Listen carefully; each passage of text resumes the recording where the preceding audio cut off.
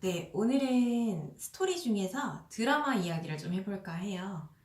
혹시 TVN에서 하고 있는 남자친구라는 드라마 보고 계신 분 있으세요?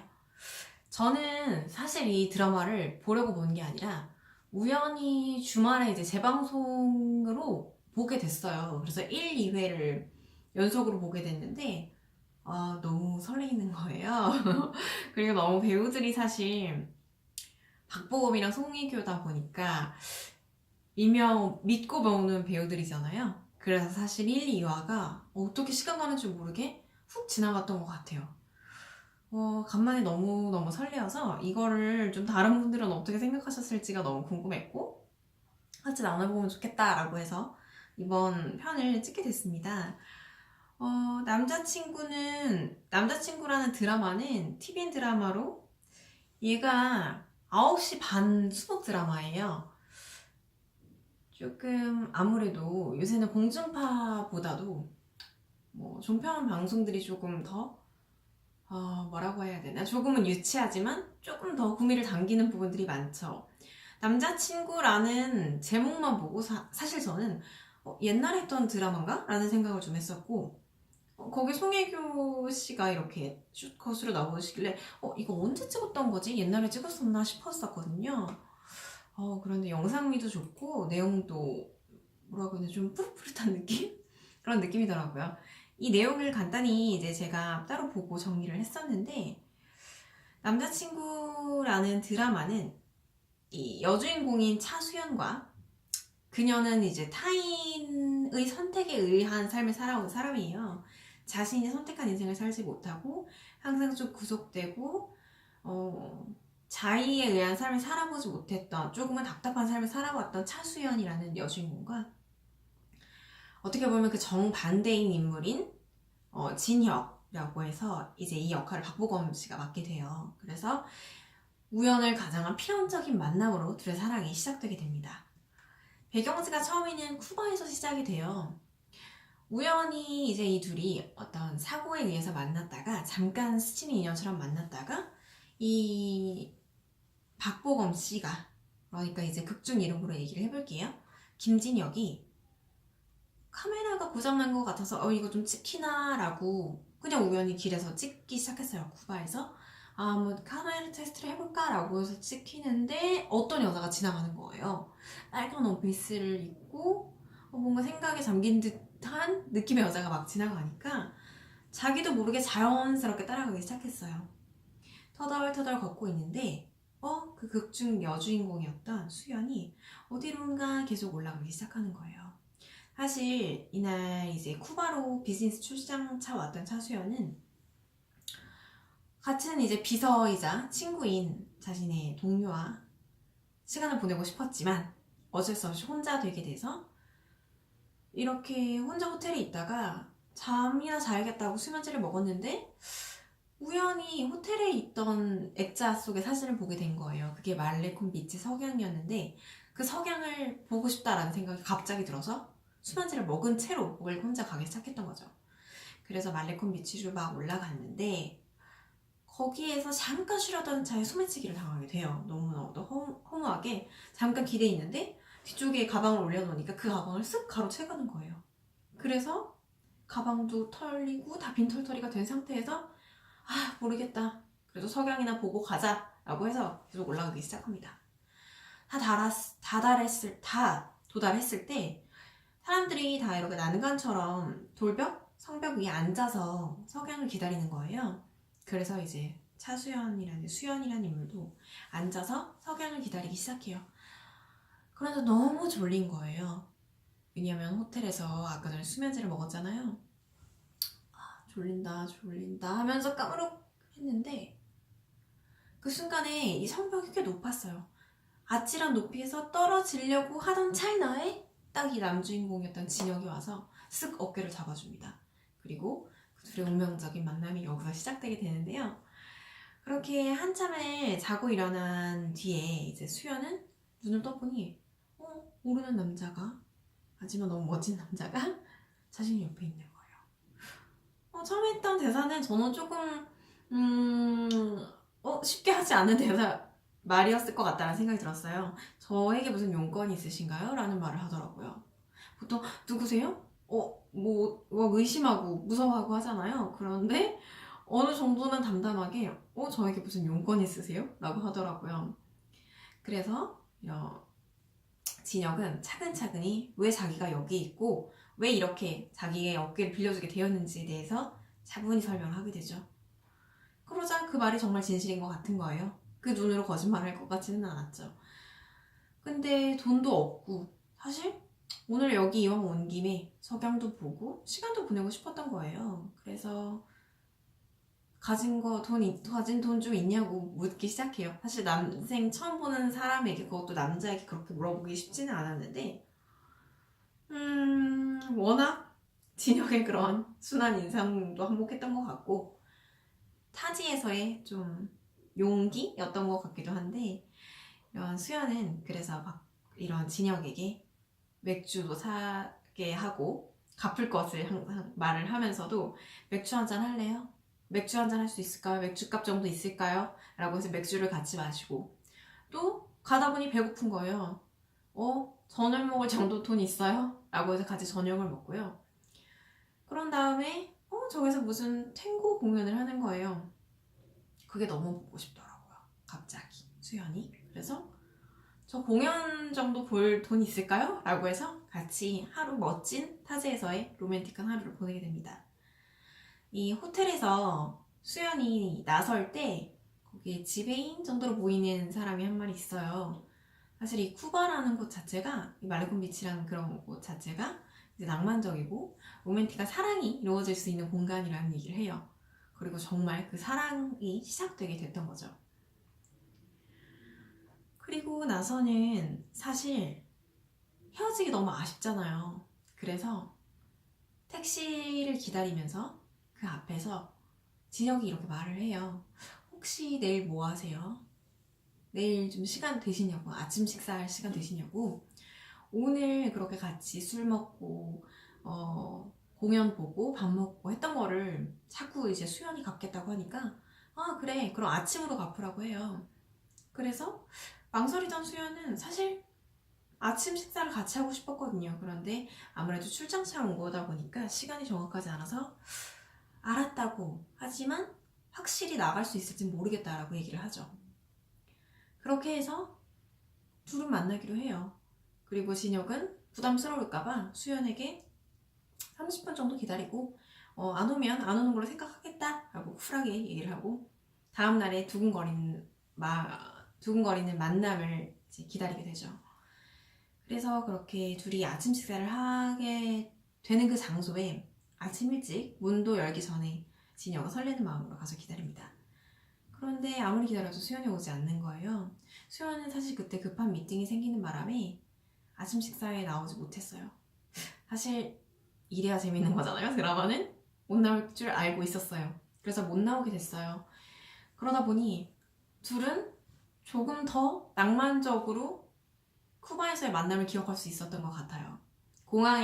돌아오는 공항에서 서로 마주치기는 했지만 사실 뭐 아침 식사도 못 나갔고 더 이상 시간이 없던 찰나에 그냥 인사 정도만 하고 마무리를 하게 돼요. 그런데 사실 진혁은 이 시점에 취업 준비를 하고 있었고, 호텔에서 근무를 하고자 거기에 이제 이력서를 내고 면접을 받은 상태였고, 최종 어떤 합격 소식을 기다리는 상태였어요. 그런데 딱 합격 소식이 온 거예요. 그런데 진혁이 잘 생각해보니까 수연의 옆에 있던 비서도 그렇고 수연도 그렇고 어디서 봤던 것 같은 거예요. 잘 생각해보니까 본인이 들어가려고 하는 그 호텔의 대표였던 거죠.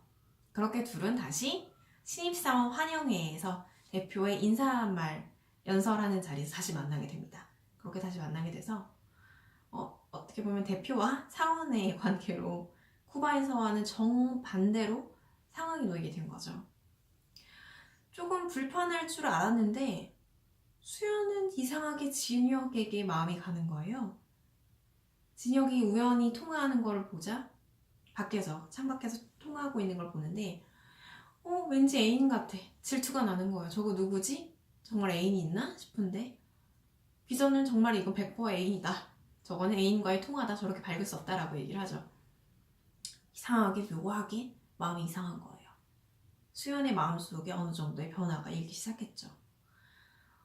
그렇게 하고 나서 신입사원의 환영회 술자리 같은 술자리가 있었고, 회식 자리에서 된통 취하게 된 이제 진혁은 집을 터덜터덜 비틀비틀 걸어가다가 수연과 마주치게 돼요. 그래서 수연이 차를 태워서 집에 데려다 주게 되고, 그 와중에 그 차 안에서 가진 꼬장을 다 부리게 되죠. 대표와 사원의 관계라고는 도저히 볼 수 없을 정도로 어떤 귀여운 진혁이 어떤 꼬장에, 술 꼬장에 수연이 피식 웃게 됩니다. 그렇게 둘은 어느 정도 마음의 거리가 조금 더 가까워지게 되는 계기가 되죠. 그리고 나서 다음날 눈을 떴는데 진혁이 어젯밤 일이 스르륵 지나가는 거예요. 내가 대체 뭘 하는 거지? 그렇게 된 거죠. 그래서 너무 마음 불편해하고 있는데 그날따라 하필 대표와의 1대1 면담이라는 거예요. 그래서 들어갔더니 대표님으로 앉아 계신 수연이 어제의 일을 어떤 핑계 삼아 안주거리 삼아서 계속 놀리는 거예요. 놀림감 삼아서 계속 놀리는 거예요. 그러다가 마음 계속 불편해하고 있는데 우리 휴게소에 라면 먹으러 가면 어떠냐고 제안을 해요. 저는 좀 이것도 놀라웠어요. 쿠바에서의 인연이었긴 했지만 사실은 회사라는 공간 자체가 그렇게 회사 사람들끼리, 그것도 남녀 이성 간의 그런 사적인 만남을 그 시간을 갖는 것도 사실 쉽지는 않은 일이잖아요. 이목이 있다 보니까. 그런데 사실 수연은 대표이기도 하고 이 진혁은 사원이기도 한데 더욱더 불편할 거 아니에요. 그런데도 용기 내서 둘이 라면을 먹으러 가죠.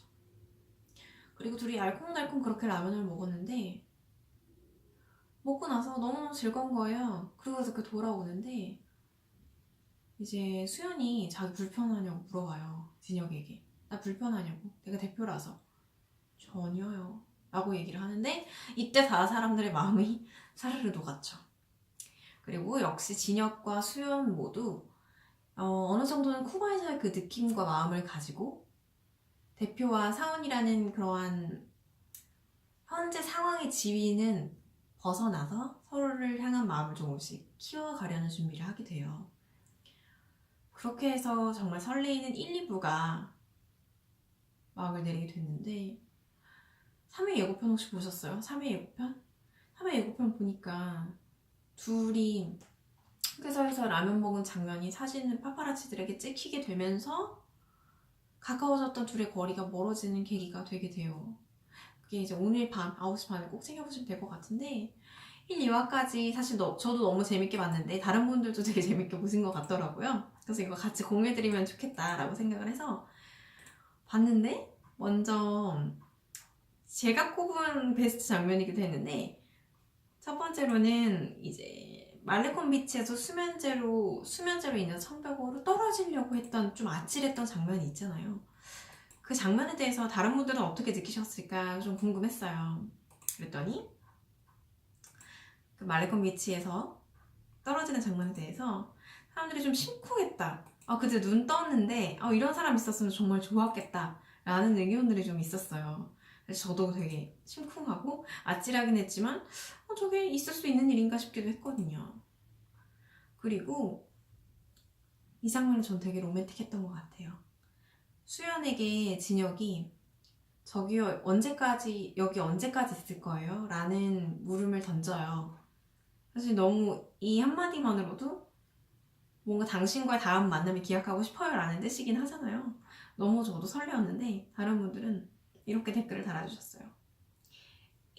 ALTH님이 박보검 왜 이렇게 멋진 거냐고요. 머리도 간지나는구나. 멋지고 설렘 폭발. 나한테도 연락처 주세요 제발요.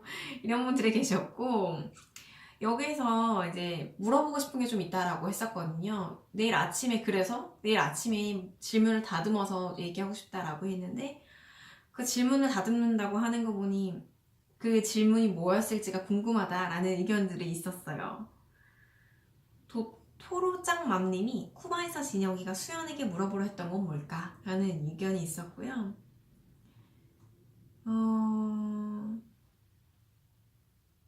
그리고 나서 다 박보검 씨 칭찬만이 길을 줄을 잃고 있는, 이렇게 연달아 나오게 되는데요.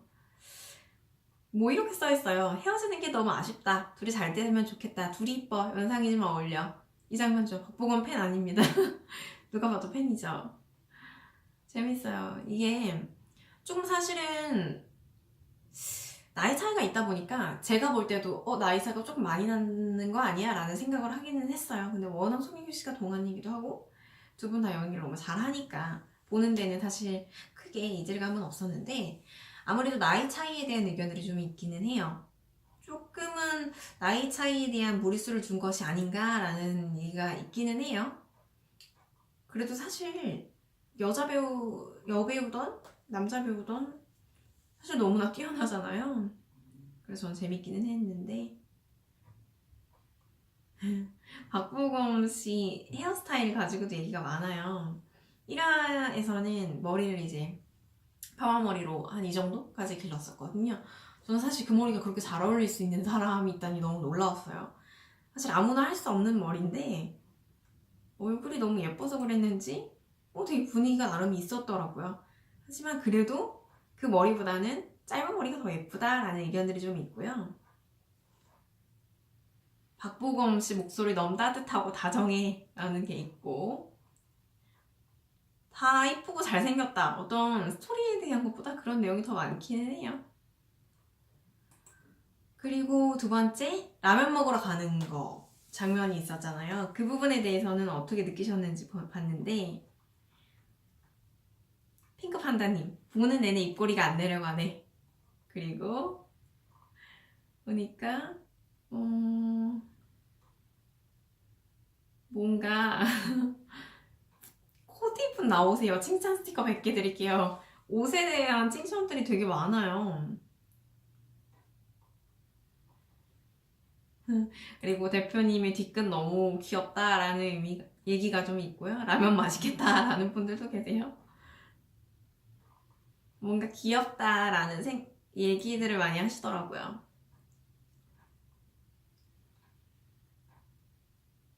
그리고 이런 얘기가 있기는 해요. 박보검 씨가 자기의 어떤 롤모델로 송중기 씨를 삼았잖아요.